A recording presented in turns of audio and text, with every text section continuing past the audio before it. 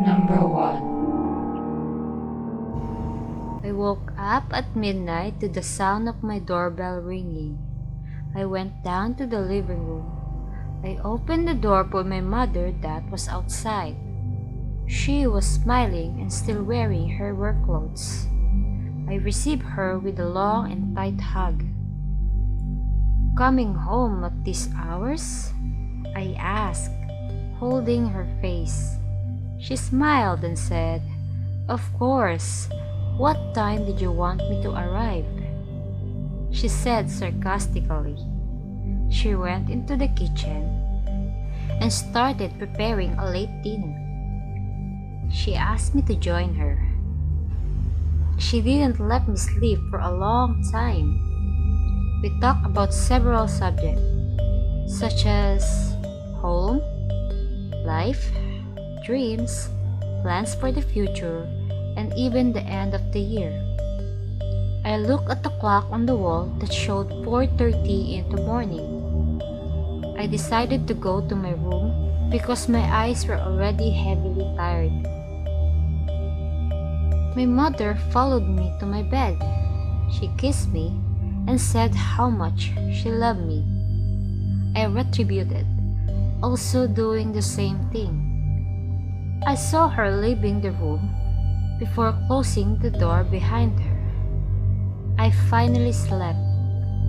At 6 a.m., I woke up to my cell phone ringing. The number was unknown. "Hello? Does this number belong to Mr. Marty Sullivan?" asked a male voice. "Yes, it's him," I replied. "Hello, Mr. Sullivan. I'm Officer Marquez from the Massachusetts Department of Security."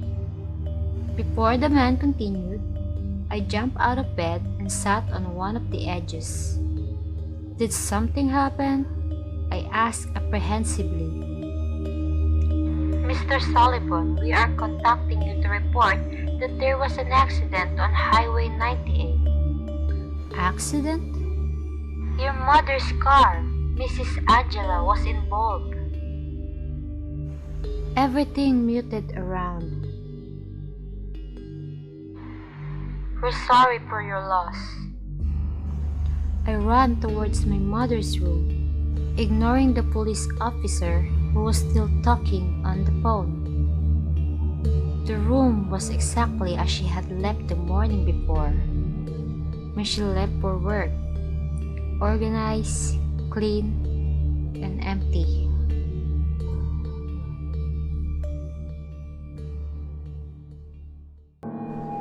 Number 2. English is not my first language, so please bear with me. So years back when I was 10 years old, and I am 19 now, my dad and I live in a studio space in a condo. There was this one time that, before I went to sleep, I asked my dad what time will he be able to get to home. We sleep beside each other and I can really sleep well without him beside me. He said that he won't be able to come home that night because of heavy workload, but he will be able to eat lunch with me the day after. So I did my usual routine. I turned on the light and turned on the TV, then went to sleep. This was my way of sleeping alone since I was a pussy back then. I need loud sounds and bright lights. I woke up at around 3 a.m. and the lights and TV were off. I was scared shitless. But then I felt my dad beside me, so everything was okay. I hugged him tight and went back to sleep.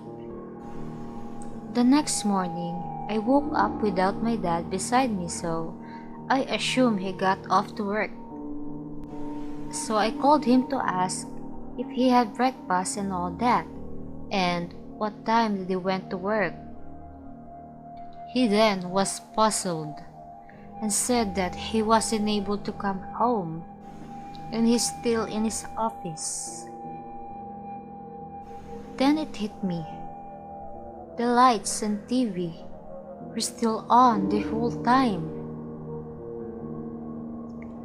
Then, who the hell slept beside me?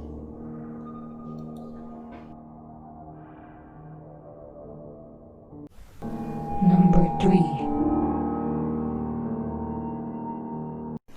I woke up around 2 or 3 a.m. I was so tired I couldn't even remember the time. I rolled over onto my back to check if my dog was at the feet of my bed. What I saw instead was a tall black figure walking down the hall. It was too tall to be my dad. At first, I thought it was sleep paralysis, but I was able to move and I wasn't dreaming. After about 10 minutes, I heard the creaking of the floorboards coming down the hall. Before I could cover myself up with a blanket, I saw its hand on my doorframe. It had long, sharp fingernails. Its head slowly poked out behind the door. It had long, dark hair, which I didn't see before. I couldn't see any eyes, but I knew it was staring dead at me. I couldn't take my eyes off the faceless creature. It started to tap its finger on my doorframe. It has only been minutes, but it felt like an hour. I could hear the tick, tick, ticking of the grandfather clock out in the hallway. It stopped tapping its fingers. It revealed its whole body by standing in the doorway. My door was 6 feet, so its head was just cut off by the door. All of a sudden, I could hear the static noise coming from the living room TV. The volume was at least at 100. I heard my dad get out of bed and open his bedroom door, which was across from mine. The tall figure disappeared into the darkness of the hallway. I got up and followed my dad, covering my ears. When we came into the living room, all the pictures of my mom, who passed away a few years back, had been on the floor and been shattered. My dad went to shut the TV off. I picked up one of the photos. It was a family picture from 2017. It had me, my mom, my oldest sister who was in college now, and my dad. Under the broken glass, my mother's face had been scribbled out in red pen. My dad couldn't turn off the TV, so he had to unplug it. He came over to see what I was looking at.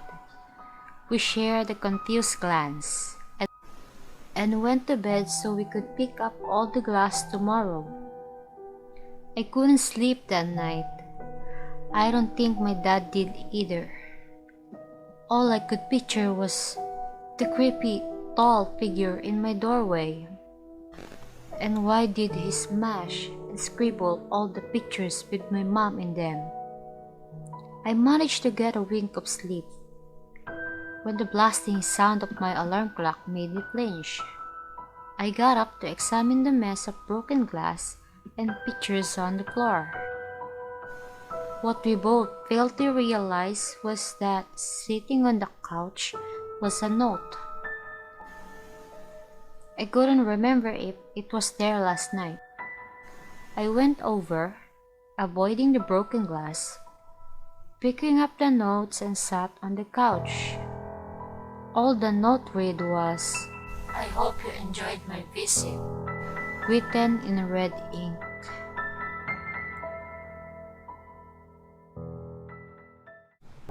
Number 4. This story did not occur to me, but a woman who's a good friend of mine. This happened roughly 10 years ago. I'll write this from her perspective. It was about 2:30 a.m. I'd been on my way home from the bar with a friend, and we stopped at the 7-Eleven. The town was just on the outskirts of the city of Pittsburgh, an urban area called Bellevue. It was cold, maybe January or February, and few vehicles were out on the road. As my friend pumped gas, I went inside to pee.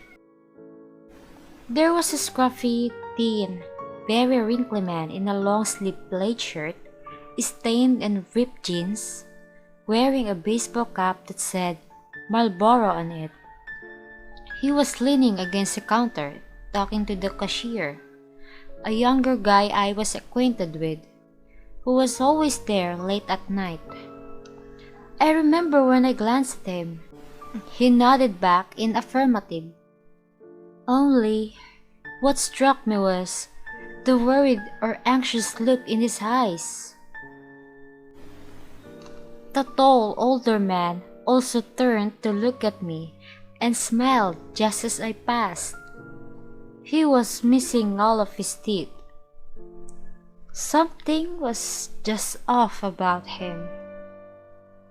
The women's bathroom had 2 stalls in it. I placed toilet paper over the seat and sat down. Almost immediately, the door opened and someone walked in. Probably my friend Megan. I could only see a silver of the shoes, which stopped in front of my stall on the way in, turned and moved towards the mirror, and then turned once more, before going to the stall next to me. I don't think much of it, that is, until I hear the seat bang against the back of the toilet, and the loud, audible, cascading sound of urine pouring into the toilet. I check under the enclosure. Heavy turned boots, the scent of cigarette smoke circumventing in the room, and the stench of dried sweat. It was a man urinating. What the fuck? Unfortunately, as the sound stopped and the person walked out of the next stall, I was still in the middle of urinating. I watched as the shoes crept to the mirror, no running water, then watched as they moved towards me and became firmly planted right in front of my door. Jesus Christ! I silently screamed in my mind. Suddenly, the door began jiggling, at which point I called my friend. Hey, I'm in the ladies' room. Tell Matt to come in here. I need help. There was nobody named Matt. It was only my cover.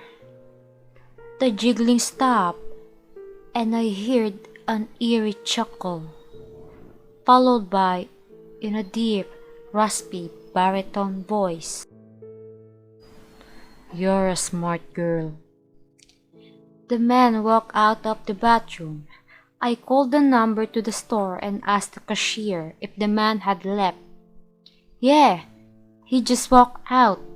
Is something wrong?" "No," I replied. "But can you walk me out?" He did. As I was leaving, the cashier and I gave each other a look, an acknowledgement that he gets it now. I told my friend about him and what happened. On our way out, we turned to go up a hill when we came to a stop sign. It was very dark. Out of nowhere, that exact same man crossed the street in front of our car, flashed us both a frightening grin and wave, before crossing into a dark alley. I suppose I could have called police, but what cause did I have, or proof, that this man was dangerous? Creepy, sure, but that's it. All I can think about is how lucky I was, and sometimes I obsessively ponder if any other girl had become his victim.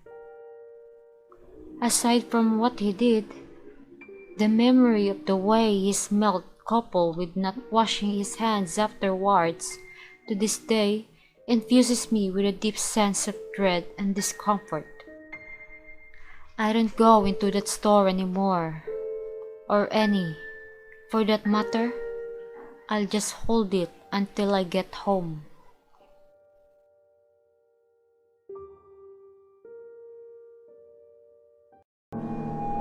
Number 5. This story may not sound as scary as many others, but it scared me for some time, though I have gotten over it in the last couple of months. When this happened, I was 14 years old, so that for me makes this story even weirder. After the lockdown started, I started taking daily walks down to my local harbor, and since I live in a relatively safe area in Denmark, I was never worried. So one day, I was walking down a side road when I saw a man walking directly towards me. I tried to look down at the ground and look away, as he seemed to be drunk, and I'm not good at talking to strangers. But he walked right up to me and put his hand on my shoulder. Alarms were already beaming in my head, but I didn't run or try to remove his hand. Already then, I was gripped by fear, and it wasn't that he was physically intimidating. A small old man in construction worker's clothes and a beer can in his other hand. Seeing as I'm quite tall and in good shape, I would easily be able to get away from him, but I couldn't. He stared into my eyes and talked in slurred English with a heavy northern accent.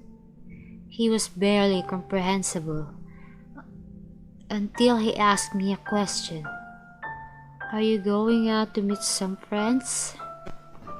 That is something you never want to hear from a strange man as a child. And so, I was fully ready to run. I quietly answered, "No." And he simply smiled at me and said, "Okay," and lifted his hand from my shoulder. He began to walk away, but then he turned back to me and, losing every trace of an accent or drunkenness, in perfect Danish, "Have a good day. May the wind be with you." We both walked away, but I couldn't shake the feeling of absolute dread I felt being in his presence.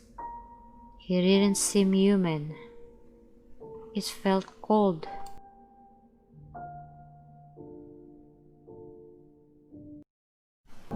Number 6. Hi, I've always wanted to share this story because it gives me the hacking chills every time I think about it. I have few other ones, but this one spooks me the most. I lived with my grandparents in Mexico when I was around 5 or 6 years old in their two-story house. There was another house my great aunt had bought across the street, about 4 houses down from ours, that we were helping renovate. The sidewalks in our specific area reach up to hip length when standing in the street to avoid flooding inside the house when it rains. One day my mom and brother went to the house to renovate, while I stayed with my grandparents. when it suddenly started raining heavily. The streets flooded and the water ran as fast as a river, so they got stuck across the street. While my grandparents and I sat at the doorway watching the rain fall. Directly across from our house lived three girls with their mother. They were playing upstairs in their home when suddenly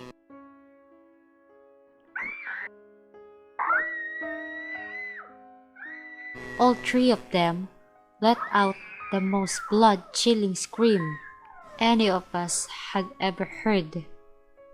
My brother heard them from the other house a few doors down, and my grandpa started to get worried as they were all girls living alone.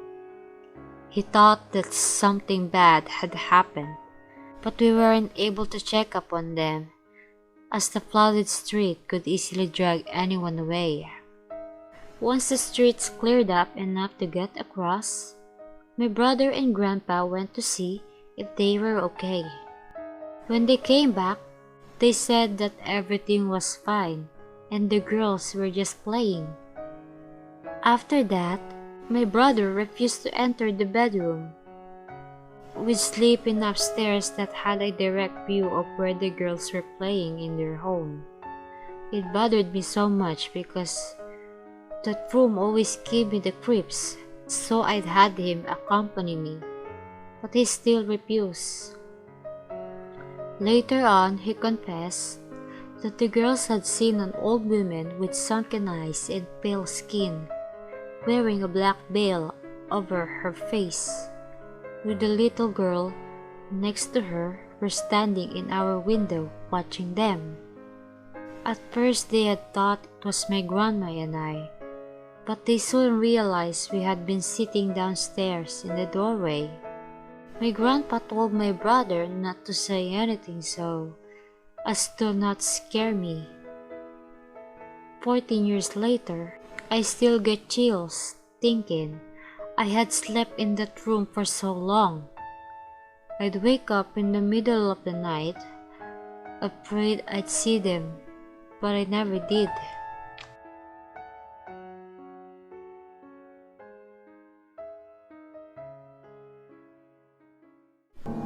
Number 7. Okay, so when I was 12, it was summertime.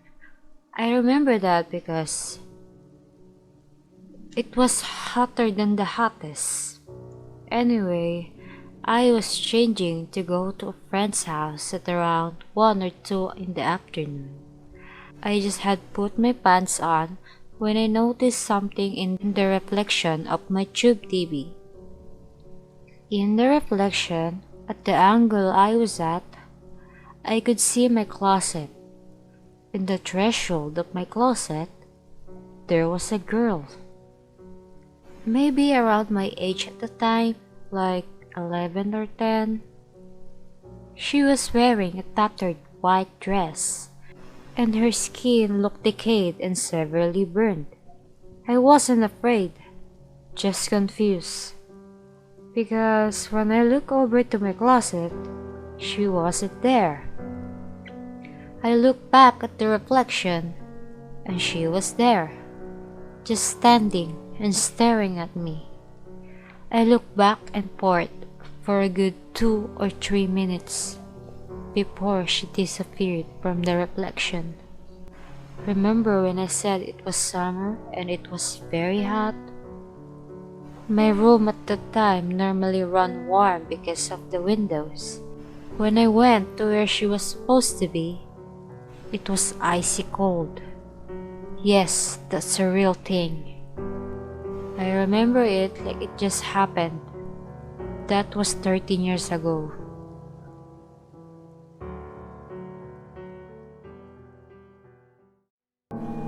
Number 8.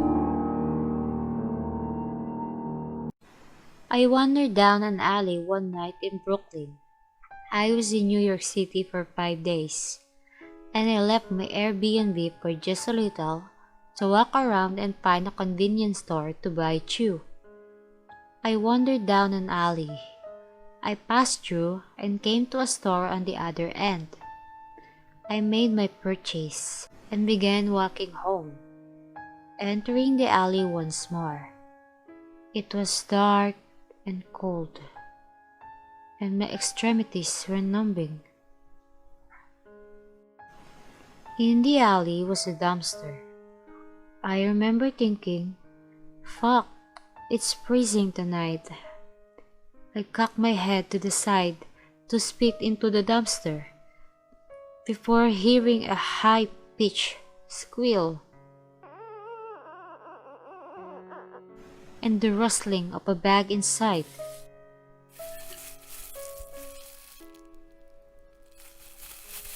I halted, thinking it was a cat. Again, a muffled whining. It was incredibly dark, so I flashed my phone light into the dumpster. Reluctantly, hoping it wasn't a schizophrenic homeless man with a knife. A large black rug covered stinking dumpster. My phone light revealed the black garbage bag tied tightly at the top. I poked it, then it moved, and it began shrieking. I reached in with trepidation, careful not to get bit by whatever animal was cruelly tied in that bag. But the idea of suffocation of an innocent creature kills me.